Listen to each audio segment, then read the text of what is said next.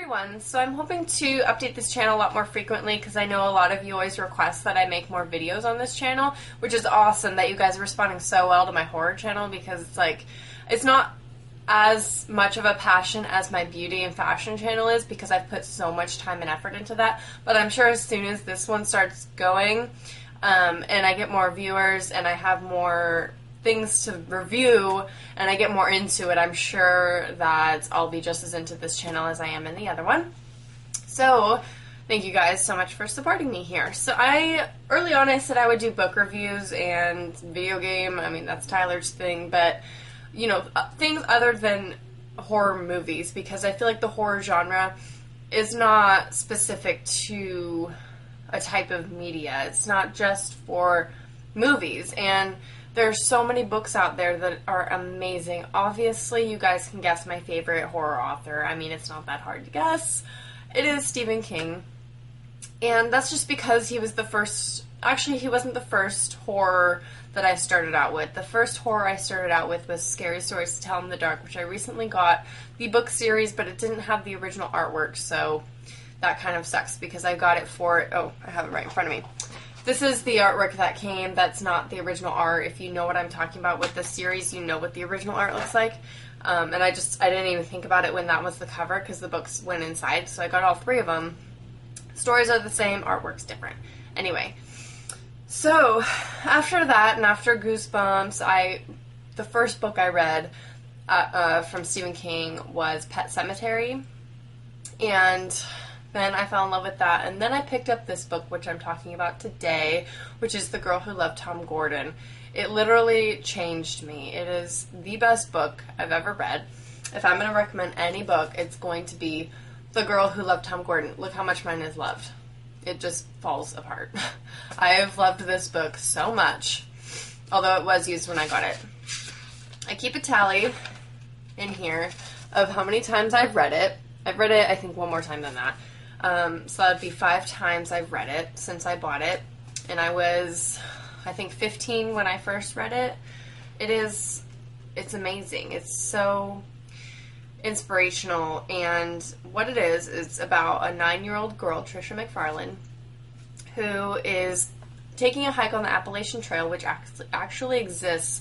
Stephen King was very true to reality in this book because he did so much research. Obviously, Tom Gordon is a Red Sox player, and so he did a lot of research on baseball. He did a lot of research on, you know, plants and berries and things that you could survive on in the woods on the Appalachian Trail. Not just any old plant, but things that were species specific to that area. So obviously, he's from where that is. It's from Maine, so he knows, you know, that area pretty well. But he did do a lot of research. He had a whole section in the back that talks about it. Anyway, so it's about the girl Trisha. She's going on a hike with her mother and brother, her older brother, who's not that much older. He's probably a teenager, and the parents are divorced, and the mom and brother fight all the time because he's in that teenager mode where he just wants to be with his father, and she's like, fine, go to him. Anyway, they're fighting, and she's like, oh, I really have to pee. I don't really want to bother them. They're not even going to notice I'm gone. I'm just going to sneak out for a second and pee and then go back on the trail. If I just take a few steps off the trail, it'll be fine. Well, she takes a few steps off and realizes that she can still see people, and she's like, if they can see me, if I can see them, they can see me. So she decides to go a little bit further. Not that she went that much farther. She pees, and then she realizes that she doesn't know which direction she came from. I mean, she's 9 years old, so obviously she got a little confused. She couldn't hear voices, so she got a little panicky, and she's like, you know, bad things happen to people in the woods, and she's just thinking about all these scenarios. She's like, no, it's just the trail's right there. If I just go straight, I will hit the trail. And then she realizes it's like a Y, and she walked off, I think, off of one Y, and she's like, well, if I just keep going, you know, through the middle here, it'll eventually go to the other side of the Y. So she goes straight, but she actually is going the wrong way, and she goes deeper and deeper into the woods. Bad things happen. I mean, not like horrible, but she starts to go a little crazy, and that's when it's really emotional and really intense, because first of all, she eats the food that she has in her pack. She has a little Walkman that she listens to the Red Sox game because she's obsessed with Tom Gordon. He's her hero. She has a signed baseball cap by him that her dad got for her, and so she's really close with her father. And so that reminds her of him, and so she realizes that it's getting dark, and she's like, oh my gosh, I'm going to have to sleep in the woods. What do I do? Like, she doesn't know what to do. She eats her food. Part of her food, she drinks some of the surge that she had, and eventually she does have to sleep. Things happen. She thinks something's following her, which something is, and you find out what it is at the end. She just starts hallucinating.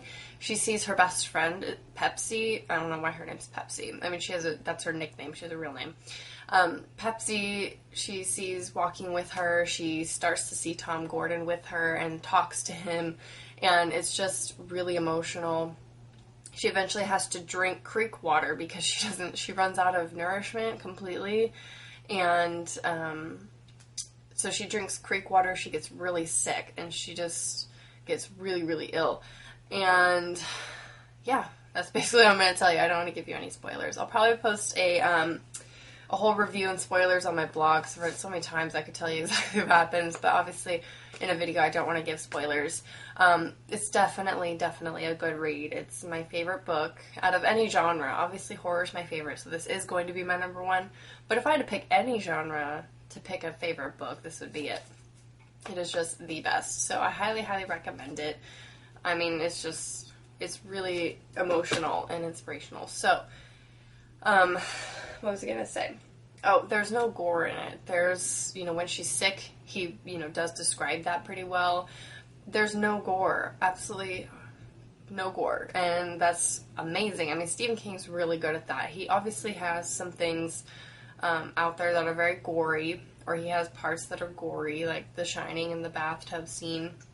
There are some things that he does, but I think one of the strengths Stephen King has is he doesn't rely on the gore. He can emotionally affect you and scare you without any gore or body parts or anything like that. So the way he describes the whole story in that book is one of his best pieces, and I think it's really underrated as one of his best books because everyone knows him for other things like Carrie and The Shining and Misery and all those kind of things, and a lot of people forget his little small books, which are really the gems. I mean, honestly, they're my favorites. His short stories, amazing. So that's all I'm going to talk about in The Girl Who Loved Tom Gordon. If you want to know more about spoilers or how it ends, please check out my blog, link down below, and link to all my other junk down below. And I will talk to you guys soon.